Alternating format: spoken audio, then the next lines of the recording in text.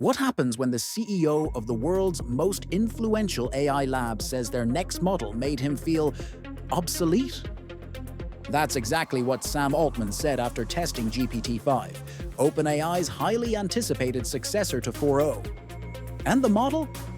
It's rumored to be the company's most capable system ever, possibly their first architecture truly converging toward artificial general intelligence. We're not talking about marginal improvements in fluency or latency. GPT-5 may signal the beginning of unified cognition, a model that doesn't just perform tasks, it interprets, reasons, and adapts like no system before it. Here's everything we know, and everything the industry is quietly bracing for. Let's start with what sets GPT-5 apart. This isn't GPT 4.5. It's not a fine-tuned 4.0 variant. GPT-5 is widely believed to be OpenAI's first fully integrated model, merging the GPT and O series lines into a single architecture. If that's true, it represents a major convergence in their stack, combining the low-latency, multimodal throughput of 4.0 with the deep reasoning and symbolic abstraction of 0.3. That changes everything. Until now, users had to choose the right model based on trade-offs. Want instant voice response? Use 4.0. Need advanced logic chains? Use 0.3. GPT-5 aims to eliminate those distinctions, abstracting model complexity behind one interface, one endpoint. That's not just about performance. That's an architectural pivot, unifying interface, context memory, and reasoning into one continuous system. And for developers, that means simplified tooling, more coherent agents, and potentially massive downstream efficiencies.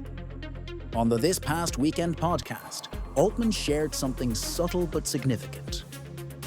He described inputting a question into GPT-5 that he himself couldn't answer, and watching it return an answer that was, in his words, perfect. Not insightful, not clever, just perfect. It made me feel useless, he admitted. Take a look.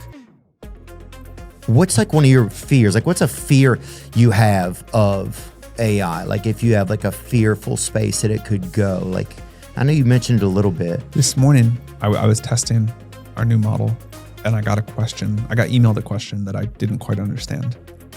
And I put it in the model, this GPT-5, and it answered it perfectly. And I really kind of sat back in my chair and I was just like, oh man, here it is moment. And I got over it quickly. I got busy onto the next thing.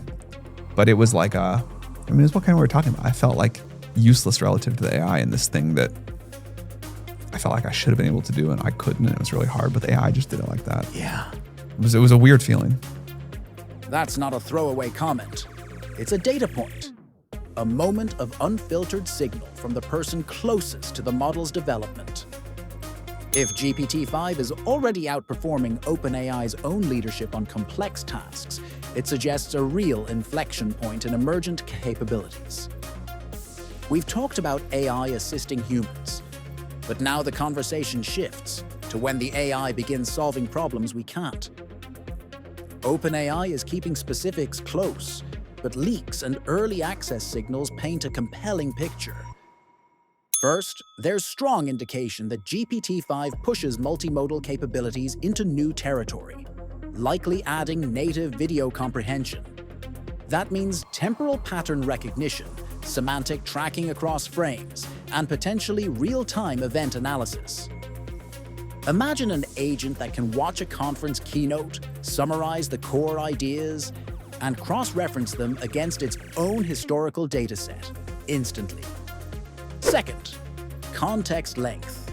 GPT-4.0 already pushed the token limit to 128K.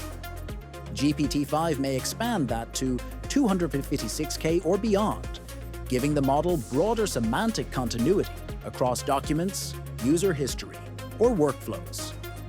That's not just about memory. It's about cognitive scope. A bigger context window allows more abstract synthesis, more resilient planning, and fewer hallucinations. And third, the most game-changing task autonomy.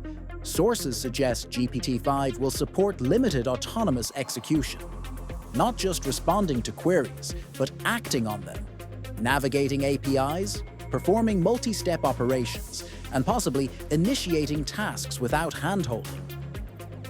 This would put GPT-5 on a direct collision course with the open agent movement, AutoGPT, agentic workflow engines, LangGraph.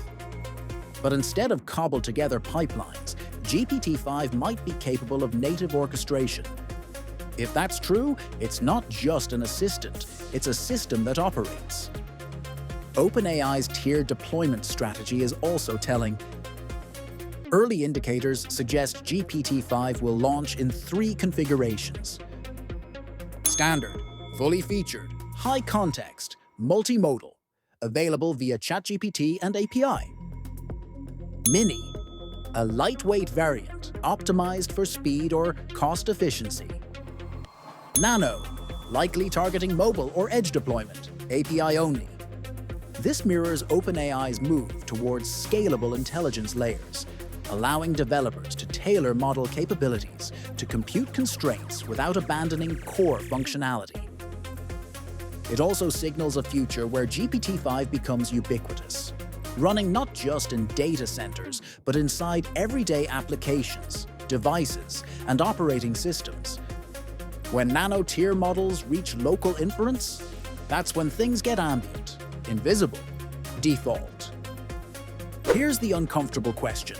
Is GPT-5 OpenAI's first serious step toward AGI?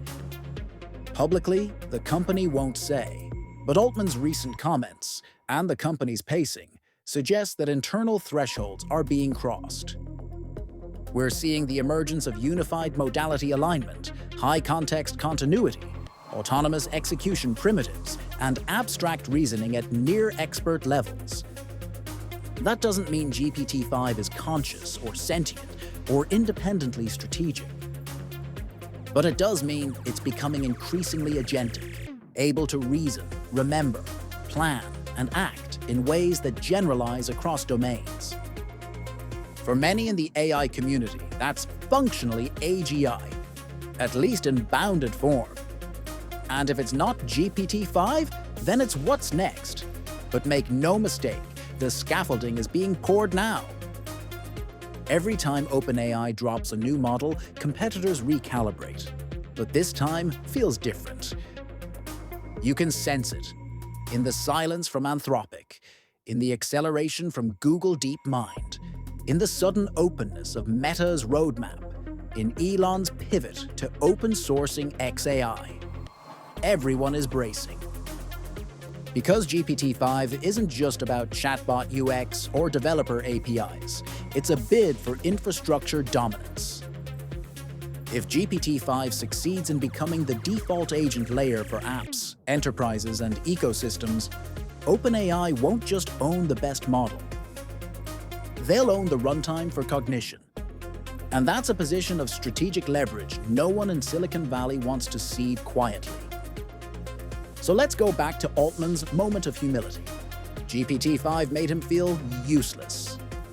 Not because he couldn't control it, but because it had already moved beyond him, in scope, in recall, in precision. That's the real headline. We're entering an era where AI no longer feels like a tool we use, but a presence we collaborate with. GPT-5 isn't just a release. It's a reveal of what's been quietly building inside the labs, of what's coming next. And when it launches next week, we'll all be staring into a model that might understand more than we're ready to admit. How far do you think GPT-5 will go? Are you ready for agentic AI systems that reason, act, and possibly outthink their creators? Leave a comment below. Your insights matter more than ever right now. And if you want full-stack breakdowns of GPT-5, AGI developments, and the emerging architecture of the AI age, this is AI Ascension.